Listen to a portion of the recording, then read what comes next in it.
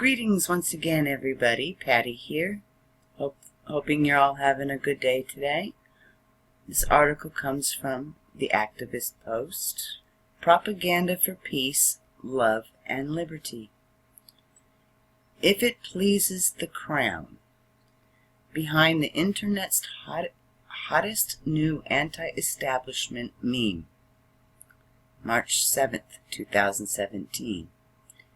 If it pleases the Crown, may we not be taxed to park cars. We are taxed to fuel, taxed to own, taxed to purchase, to drive on roads. We were taxed to build. A new meme has been making the rounds on the internet, alluding to the American government as the Crown.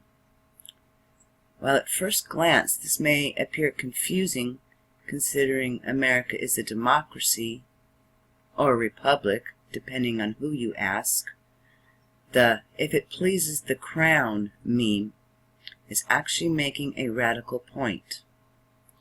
The United States was born out of resistance to monarchy, to excessive taxation, restrictions on trade, and the imposing policies that came with having a crown. According to popular American nationalist mythology, the American Revolution changed all this, spawning a nation of free, brave, and independent individuals. Never mind that at the same time this Republican, or Democrat, depending on who you ask, government was slaughtering and exploiting indigenous people and codifying slavery into law. Never mind that corruption and abuses of power reared their ugly heads before the ink had even dried on the Constitution. The Constitutional Convention was held in secret. George Washington crushed a tax rebellion, and second President of the United States, John Adams, limited speech, critical of the government, and attempted to pack the Supreme Court for political reasons at the turn of the 19th century. Regardless of the huge extent of misconduct, inefficiency, and violence the American government has routinely committed and continues to commit in 2017, it still enjoys a safe space in most Americans' hearts as the best form of government we could hope to achieve. We better raise our standards. If it pleases the Crown, however, turns this notion on its head. The formula of the meme is simple.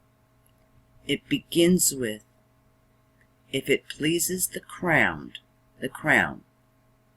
and is followed by an articulation of an absurd government policy that violates freedom and on a fundamental level. If it pleases the Crown, wouldst thou kindly repair the road I was already taxed to build?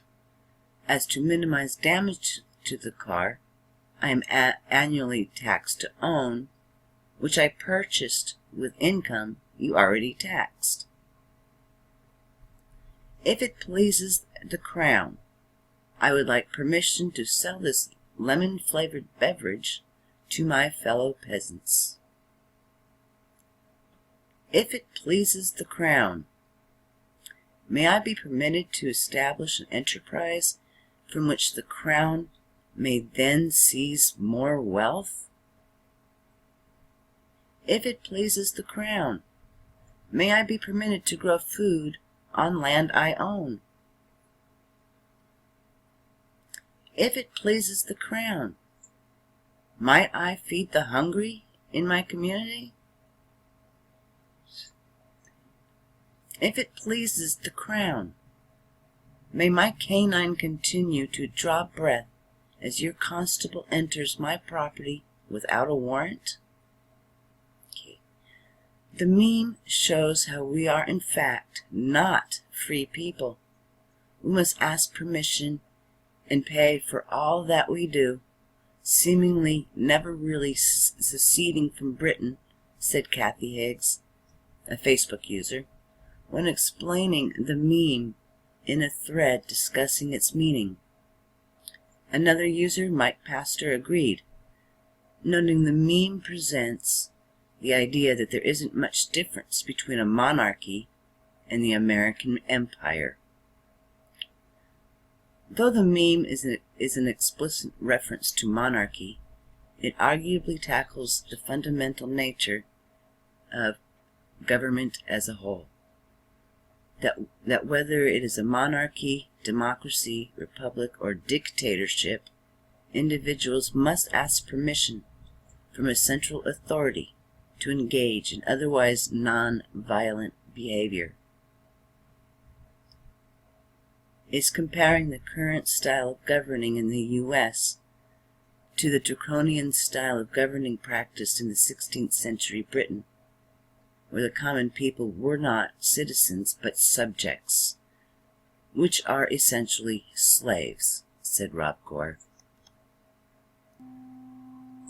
We're subjects, and like good subjects, we ask permission first, added Humberto Misturoni.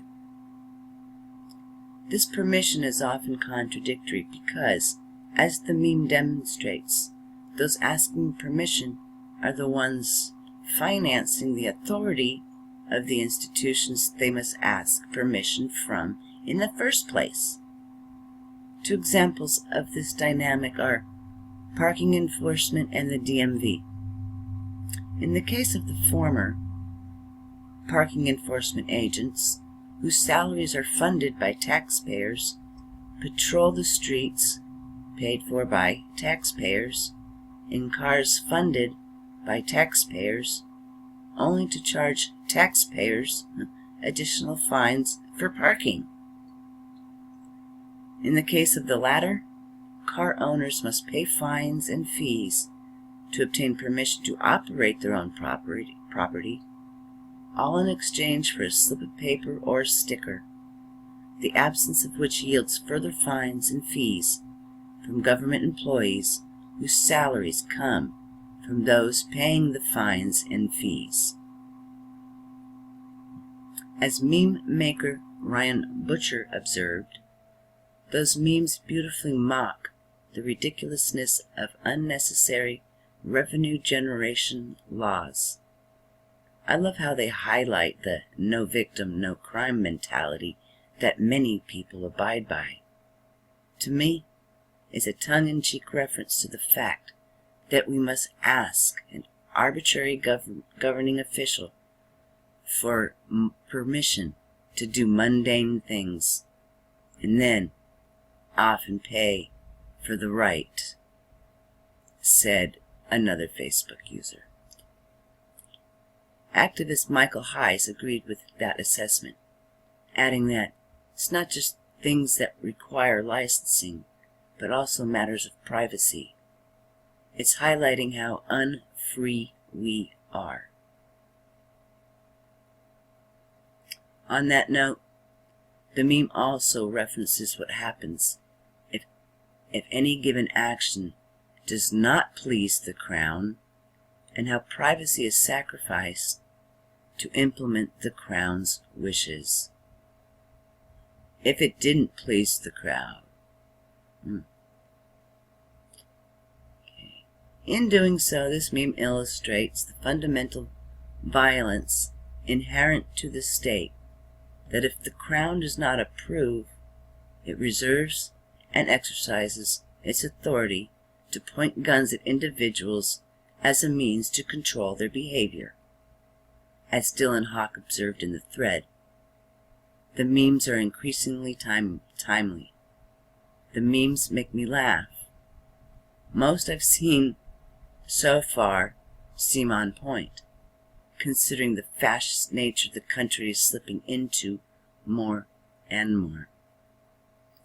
It appears the meme will continue to gain popularity, whether it pleases the Crown or not. if it pleases the Crown. And even if it doesn't please the Crown, I'm posting this video on YouTube. Alright, everybody. Have a wonderful day.